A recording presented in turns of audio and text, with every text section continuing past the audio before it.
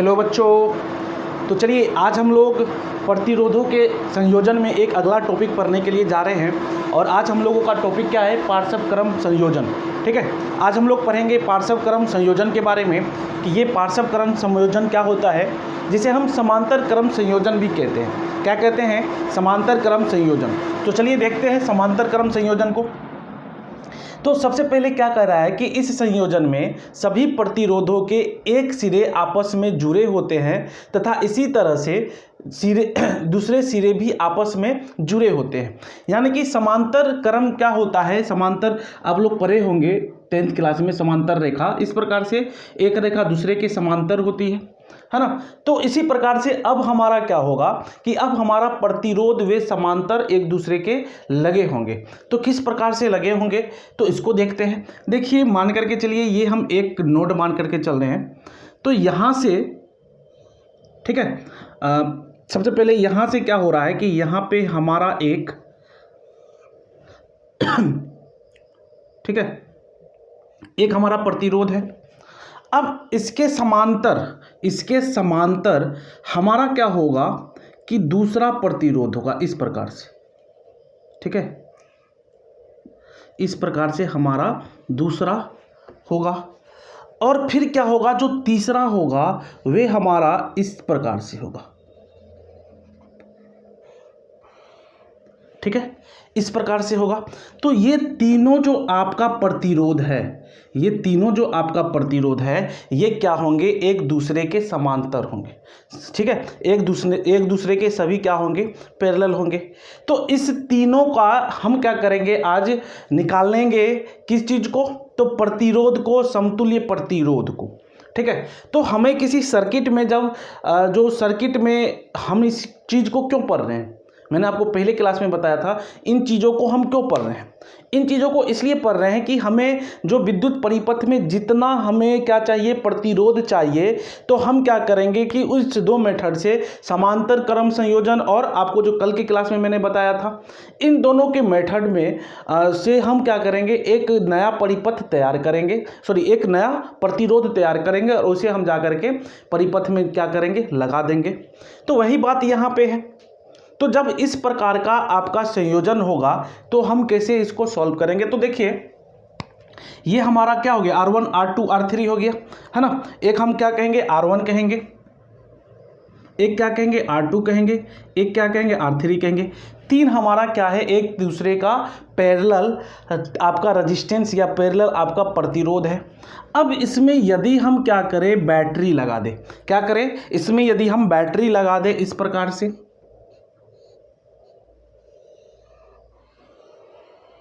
तो बैटरी लगाने के बाद क्या होगा? हम यदि इसमें बैटरी लगाएंगे तो बैटरी लगाने के बाद क्या होगा? तो देखो, एक चीज मैंने आपको बताया था पिछले क्लास में कि जब करंट होती है ना, जो करंट होती है वे क्या होती है, और जो हमारा विभवांतर होता है वे क्या होता है। तो करंट जो होती है, जैसे मान के कोई करंट है ना, जैसे मान के चलो एक पाइप है, इस पाइप में हम इस तरह से जोड़े, इस तरह से जोड़े और इस तरह से जोड़े। ठीक है, और इसमें यदि हम 2 लीटर पानी अंदर करें तो इससे हमारा क्या 2 लीटर ही निकलेगा? इससे भी 2 लीटर ही निकलेगा, इससे भी क्या 2 लीटर ही निकलेगा? नहीं निकलेगा, क्योंकि तीनों वाले पाइप में हमारा जो हमने जो पानी डाला था वे क्या हो जाएगा? बट जाएगा। तो ये मान करके चलिए L1 मानते हैं, इसको L2 मानते हैं, इसको L3 मानते हैं। हो सकता है 1 लीटर इधर से निकल गया हो सकता है 1 लीटर इधर से निकला हो, आधा लीटर इधर से निकला हो, कुछ भी हो सकता है। यानी कि कोई संभावना नहीं है कि तीनों हमारा इक्वल होगा। ठीक है, तो तीनों क्या होगा? अलग अलग होगा। तो इस केस में तो हमारा करंट भी क्या होगा कि उसी प्रकार का, ये आपको नजर आ रहा है। तो इस केस में जब हम इसमें करंट देंगे, यानी कि अब हमारा जो बैटरी लग जाएगा तो क्या होगा? करंट प्रवाह होना शुरू होगा, है ना। तो करंट जो प्रवाह होना शुरू होगा तो ये क्या हो जाएगा? हमारा I हो जाएगा। ये I करंट हमारा यहाँ पे जाएगा, वही रहेगा, यहाँ भी जाएगा, वही रहेगा, यहाँ पर भी जाएगा तो वही रहेगा। अब करंट तो अपना बेचारा जा रहा है। अब क्या हो गया? यहाँ पे वे कंफ्यूज हो गया। अब ये क्या हो गया? कंफ्यूज हो गया। अब इसको क्या करना है? जाना है। तो किधर जाऊं? तो ये क्या करेगा, बंट जाएगा। ये जो करंट हमारा है, ये करंट क्या करेगा, बंट जाएगा। ठीक है, इसको x कहते हैं, ये x पॉइंट है, ये हमारा y पॉइंट है। अब करंट बटेगा तो कुछ इधर जाएगा, तो इसको हम I1 कहते हैं। ये करंट बटेगा तो कुछ इसमें जाएगा, I2 कहते हैं। इसमें जाएगा तो इसको क्या कहेंगे, I3 कहेंगे। तो करंट हमारा इसमें क्या हो जाएगा कि सभी जगह करंट हमारा बंट जाएगा। ठीक है, और लास्ट में ये करंट I1 निकल करके आएगा यहाँ तक I1, फिर ये करंट निकल करके जाएगा यहाँ तक I2, और ये करंट निकल के जाएगा हमारा I3, और फिर ये सभी निकल करके हमारा फाइनली कितना हो जाएगा, I हो जाएगा, है ना। और फाइनली जो करंट निकलेगा कितना होगा, I होगा। ठीक है, तो इसमें सभी करंट क्या हो रहे हैं, बंट रहे हैं। अब मैं बात करता हूँ विभव की, विभवांतर की। तो क्या होगा, वोल्टेज हमारा क्या होगा, तो वोल्टेज जो है आपका इस केस में क्या होगा, नहीं बदलेगा। क्यों, क्योंकि मैंने बताया था कि जब बिंदु बदलते हैं तब क्या होते हैं, वोल्टेज बदलते हैं, विभवांतर बदलते हैं। तो यहाँ पे तो कोई बिंदु चेंज ही नहीं हो रहा है, इसके लिए तो कोई बिंदु चेंज ही नहीं हो रहा है। एक्स वाई बिंदु है, कोई चीज चेंज नहीं हो रहा है। इसके लिए भी एक्स वाई है, इसके लिए भी एक्स वाई है, तो कोई बिंदु ही चेंज नहीं हो रहा है। तो जब बिंदु चेंज नहीं होंगे तो इसके वोल्टेज क्या होंगे, तो वोल्टेज इसके नहीं बदलेंगे। ठीक है, और क्या होता है, जब धारा जो रास्ता है, रास्ता बदलती है तो धारा बदलता है। तो देखो रास्ता एक ये है, एक ये है, एक ये है, तो रास्ता बदल रही है तो धारा क्या हो जाएगा, बदल जाएगा। तो इसीलिए हमने I1 I2 I3 लिखा, और कल मैंने ये चीज़ आपको बताया था। ठीक है, तो ये चीज़ हमारा हो गया। और अब देखिए, अब जो है हम जानते हैं ओम के नियम से। ओम के नियम से क्या जानते हैं, तो ओम के नियम से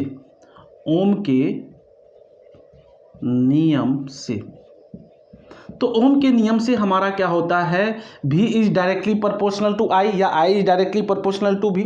ठीक है, V is directly proportional to I होता है, या हम कह सकते हैं V इजकल टू IR होता है। ये चीज़ हम लोगों ने पढ़ा है, V इजकल टू हम लोगों ने क्या पढ़ा है, IR पढ़ा है। तो यहाँ से I बराबर हम क्या कह सकते हैं, I बराबर V/R। ये हमारा क्या है, ओम का नियम है। क्या चीज़ है बच्चों, ये हमारा ओम का नियम है। ठीक है ना, तो ओम के नियम से तो ये बात हम जानते हैं। अब हम बात करते हैं प्रथम प्रतिरोध की, द्वितीय प्रतिरोध की, तृतीय प्रतिरोध की। इन सभी अलग अलग प्रतिरोध में जो करंट जाएगा वे कितना होगा, इस चीज़ की हम क्या करेंगे, चर्चा करेंगे। ठीक है, तो सबसे पहले हम प्रथम प्रतिरोध की बात करते हैं। प्रथम प्रतिरोध में, ठीक है, प्रथम प्रतिरोध में यानी कि इस प्रतिरोध में, तो इस वाले प्रतिरोध में आपका क्या होगा, तो देखिए I1 करंट हमारा इस प्रतिरोध में क्या हो रहा है, I1 हो रहा है ना। तो I1 इजकल टू भी हमारा क्या है, भी तो भी ही है, और रेजिस्टेंस यानी कि प्रतिरोध क्या है, R1 है, तो हम लिखेंगे R1। ठीक है, प्रथम प्रतिरोध में हमारा ये हो गया। अब चलो हम लिखते हैं यहाँ से द्वितीय प्रतिरोध में, किस चीज़ में, द्वितीय प्रतिरोध में। तो द्वितीय प्रतिरोध में क्या होगा,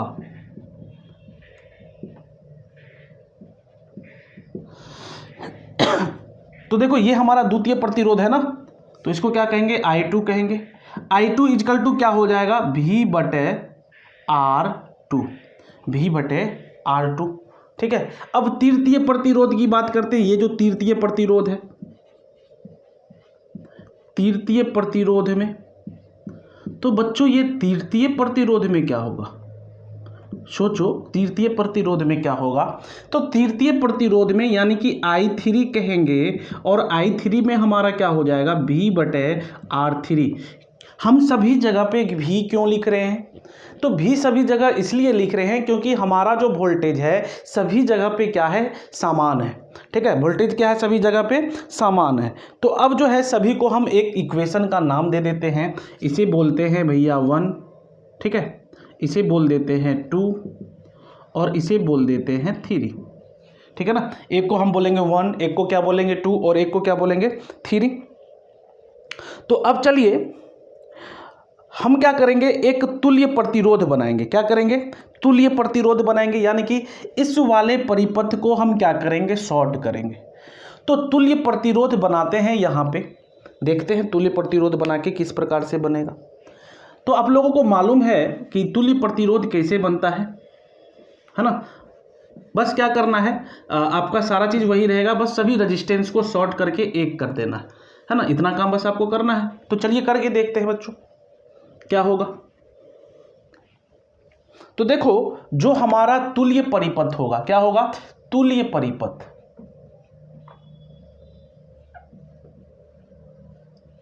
तुल्य परिपथ क्या होगा, ये जो तुल्य परिपथ है ये हमारा इस प्रकार से हो जाएगा,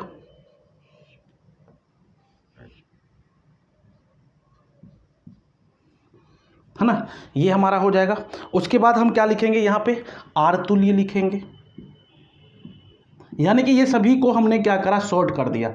ठीक है, ये हमारा V हो गया। और इसमें क्या हो रहा है, इसमें जो करंट जा रही है वो कितनी जा रही है, I जा रही है। और ये हमारा पॉइंट X है और यहाँ का पॉइंट हमारा क्या है, Y है। क्लियर है ना। तो ये हमारा क्या हो गया, तुल्य परिपथ हो गया। अब तुल्य प्रतिरोध के लिए, इस प्रतिरोध के लिए यदि हम ले तुल्य प्रतिरोध से, तुल्य प्रतिरोध से बात करें तो I, यानी कि तुल्य प्रतिरोध में हमारा क्या हो जाएगा, I होगा। तो I बराबर कितना हो जाएगा, तो हमारा जो प्रतिरोध है इसमें भी हमारा क्या होगा, वोल्टेज तो भी रहेगा और ये क्या हो जाएगा, R तुल्य हो जाएगा। क्या हो जाएगा, R तुल्य हो जाएगा। ठीक है, ये इक्वेशन नंबर 4, ये इक्वेशन नंबर 4 क्लियर है।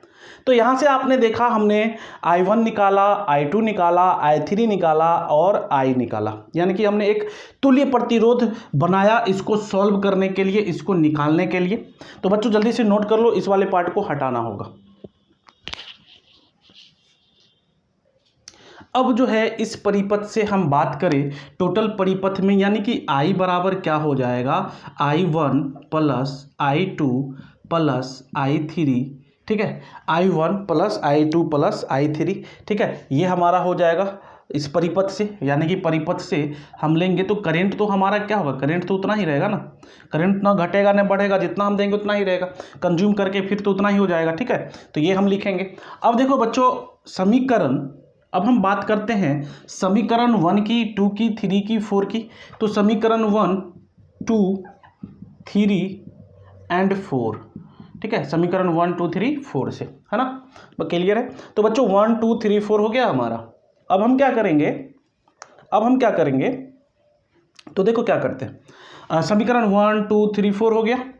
अब समीकरण 1 to 4 से देखो यहाँ पे I इजिकल टू I1, तो I1 बच्चों कितना आया है, V/R1 आया है, तो हम V/R1 लिखेंगे, प्लस I2 कितना आया है, देखो यहाँ पे तो V/R2 आया है। उसके बाद I3 कितना आया है, तो V/R3 आया है। उसके बाद अगला देखो ये कितना है, सॉरी यही है, इतना ही है। अब देखो I के जगह पे कितना है, तो I के जगह पे V/R तुल्य है, तो हम यहाँ पे V/R ये तुल्य लिख देंगे। और यहाँ पे हम क्या करेंगे, V/R1 plus V/R2 plus V/R3 लिखेंगे ना, V/R1, V/R2 और V/R3 लिखेंगे। ठीक है, और I बराबर हमने क्या कहा, I बराबर हमने कहा V/R तुल्य, जो ने अभी मैंने परिपथ बनाया। क्लियर है। अब देखो बच्चों यहाँ से इन सभी में हमारा एक चीज कॉमन है, वो क्या है, V है। तो यहाँ से क्या होगा, V/R तुल्य जो है, V/R तुल्य जो है ये बराबर हो जाएगा V into 1/R1 plus 1/R2 plus 1/R3 के। क्लियर है।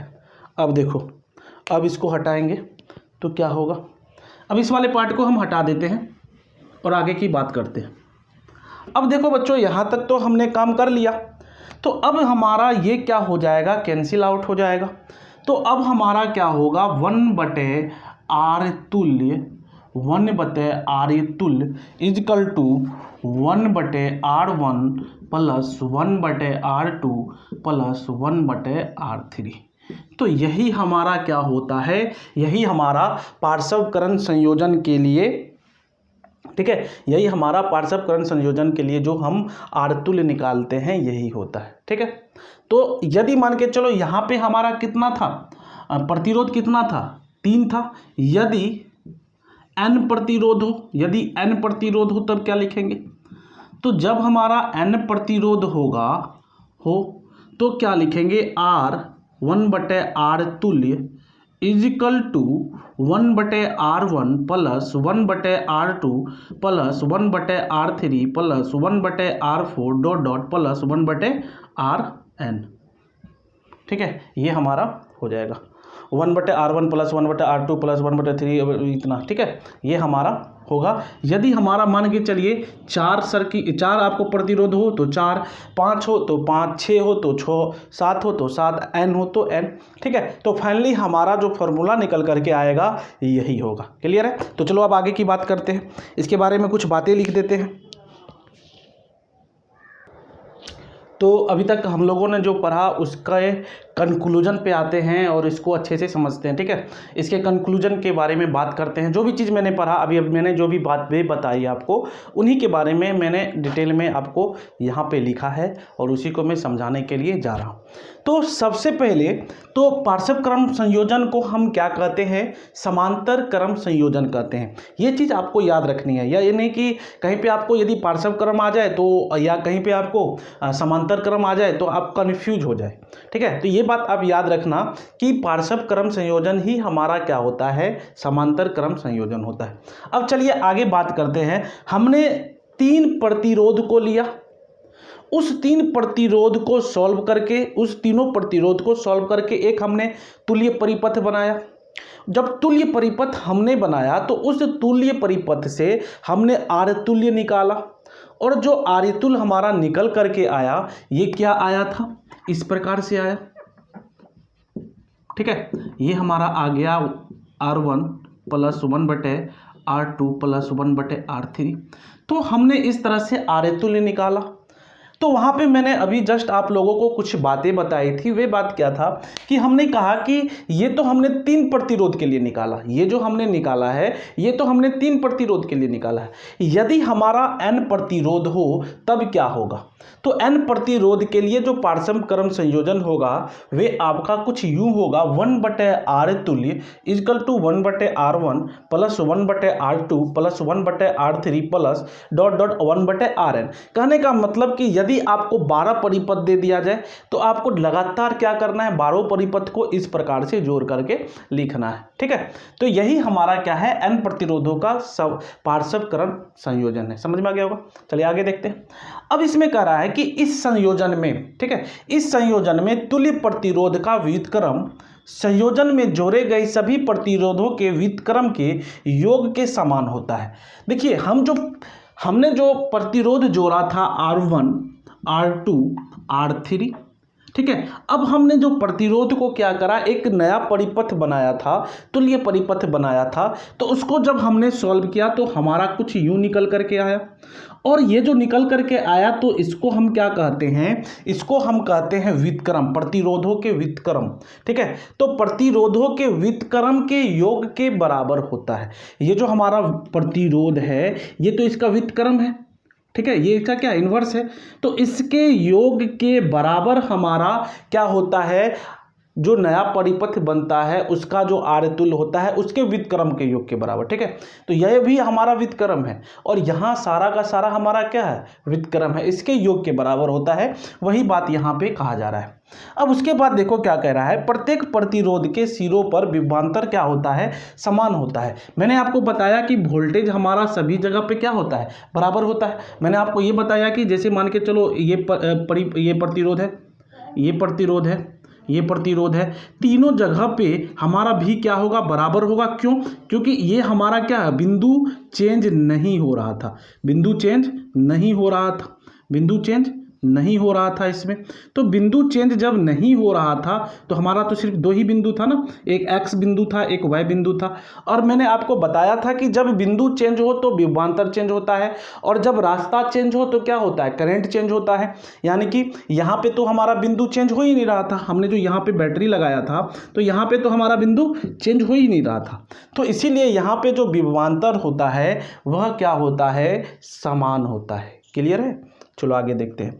इस संयोजन में तुल्य प्रतिरोध का मान संयोजन में जोड़े गए निम्नतम प्रतिरोध से भी कम होता है। कहने का मतलब क्या है, इसको समझो। अब देखो बच्चों, यदि हम क्या करें, एक जो आपको 3 प्रतिरोध जैसे दे दिया जाए, मान के चलो R1 equal to 2 ohm, R2 equal to 4 ohm और R3 इजकल टू 6 ओम, ये 3 प्रतिरोध दे दिया गया है। तो कह रहा है कि इस संयोजन में तुल्य प्रतिरोध का मान, यानी कि हम तुल्य प्रतिरोध इस तरह से निकालेंगे, तो ये तुल्य प्रतिरोध कितना होगा, 1/R1 बटे 1/R2 प्लस 1/R3, है ना, ये चीज होगा। अब जो है इसका जो मान निकल कर के आएगा वे क्या होगा, हमेशा इससे इसका देखिए करके दिखा देते। तो 1/R1 तो 1/2 प्लस 1/4 प्लस 1/6, है ना, इस तरीके से। अब इसको यदि हम सॉल्व करके लिखे तो क्या हो जाएगा, तो देखो एलसीएम हमारा 12 हो जाएगा ना, तो 6 + 3 + 2, तो ये हो जाएगा 11/12। तो 11/12 यानी कि ये जो वैल्यू होगा समथिंग 1 से भी छोटा है, ठीक है, ये हमारा क्या है, 1 से छोटा है, ठीक है। जब आप 11 में 12 से डिवाइड करोगे तो जो वैल्यू होगा वे 1 से छोटा है। और हमारा तो जितना भी आपको प्रतिरोध दिया गया है वे सभी क्या है, R1 R2 R3 सभी हमारा 1 से बड़ा है। तो ये बात यहाँ पे कहा जा रहा है कि इस संयोजन में तुल्य प्रतिरोध का मान, यानी कि इसका जो मान होगा वे संयोजन में जोड़े गए न्यूनतम प्रतिरोध से भी कम होगा। तो इसमें न्यूनतम कौन सा है, ये 2 ओम है, तो कह रहा है कि इससे भी कम होगा, तो इससे भी कम है ना, हमारा कितना आ रहा है, ये तो हमारा 1 से भी छोटा आ रहा है, ये तो सबसे छोटा वाला जो हमने लगाया था 2 ओम लगाया था। तो यही बात बच्चों यहाँ पे कहा जा रहा है, ठीक है। और एक पॉइंट है उसको भी डिस्कस कर लेते हैं, उसके बाद ये टॉपिक कंप्लीट हो जाएगा, ठीक है। तो ये वाला 11/12 हो जाएगा और <1 ये वाला सारा चीज़ हो गया।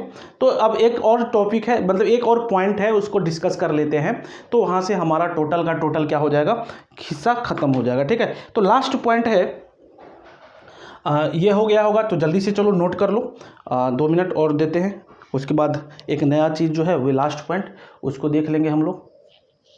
चलिए अब नई बात को देखते हैं, नया बात क्या कह रहा है। देखो नया बात क्या कह रहा है उसको समझते हैं।